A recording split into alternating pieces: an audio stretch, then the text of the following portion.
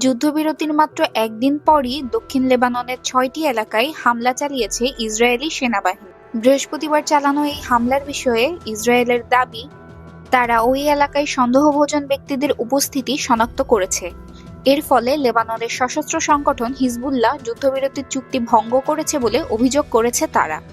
বুধবার ইসরায়েল ও হিজবুল্লাহর মধ্যে একটি যুদ্ধবিরতি চুক্তি কার্যকর হয়। যুক্তরাষ্ট্র ও ফ্রান্সের মধ্যস্থতায় হওয়া এই চুক্তি অনুযায়ী দক্ষিণ লেবানন থেকে ইসরায়েলি সেনাদের ৬০ দিনের মধ্যে সরে যেতে হবে। চুক্তির শর্তে বলা হয়েছে, এই সময়ের মধ্যে যেকোনো পক্ষই অন্য পক্ষের ওপর হামলা চালাবে না। যুদ্ধবিরতির লক্ষ্য ছিল গত ১৪ মাস ধরে চলা সংঘর্ষে বাস্তুচ্যুত ইসরায়েল লেবানন সীমান্ত এলাকার বাসিন্দাদের ঘরে ফেরার সুযোগ তৈরি করা। তবে ইসরায়েল এখনো নিজ দেশের নাগরিকদের সীমান্ত এলাকায় না ফেরার নির্দেশ দিয়েছে। অন্যদিকে লেবাননের পার্লামেন্টের স্পিকার নাবিহ বেরি জানিয়েছে, দক্ষিণ লেবাননের বাসিন্দারা তাদের নিজ ঘরে ফিরে যেতে পারবেন। লেবাননের রাষ্ট্রীয় সংবাদ মাধ্যম এবং নিরাপত্তা সংশ্লিষ্ট সূত্র জানিয়েছে, ইসরায়েলের ট্যাঙ্ক হামলা দক্ষিণ লেবাননের মারকাবা, ওয়াজানি, কাফারচৌবা, খিয়াম, তায়েবে এবং মারজাইয়ুন এলাকায় চালানো হয়েছে। হামলার মারকাবা এলাকায় ২ জন নিহত হয়েছেন। এ বিষয়ে এখনো পর্যন্ত ইসরায়েল কিংবা হিজবুল্লাহ কোনো মন্তব্য করেননি।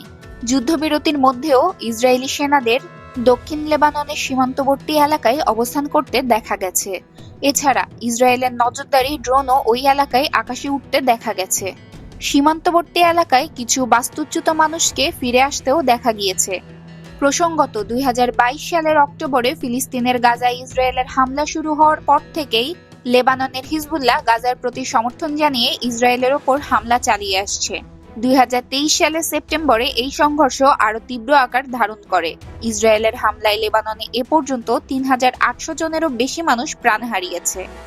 যুদ্ধবিরতির চুক্তি অনুযায়ী দক্ষিণ লেবাননে কেবল লেবাননের সেনাবাহিনী এবং জাতিসংঘের শান্তিরক্ষী বাহিনীর সদস্যই অস্ত্র বহন করতে পারবেন। বৃহস্পতিবার লেবাননের সেনাবাহিনী লিতানি নদীর দক্ষিণে টহল দেওয়া শুরু করেছে এবং সেখানে তল্লাশি চৌকি স্থাপন করেছে। তবে যেসব এলাকায় এখনো ইসরায়েলি সেনারা অবস্থান করছে, সেসব জায়গায় লেবাননের সেনাবাহিনী প্রবেশ করেনি।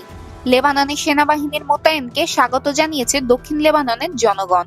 যুদ্ধবিরতির পরও ইসরায়েলের হামলা এবং হিজবুল্লাহর প্রতিক্রিয়া ঘরে সীমান্তবর্তী কালায়া গ্রামের বাসিন্দারা ফুল দিয়ে তাদের সেনাবাহিনীকে অভ্যর্থনা জানিয়েছেন।